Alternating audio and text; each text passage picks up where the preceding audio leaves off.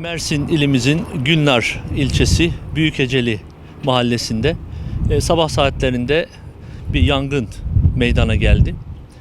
Tabii bu yangına hemen başta orman bölge ekiplerimiz olmak üzere müdahaleye başlandı.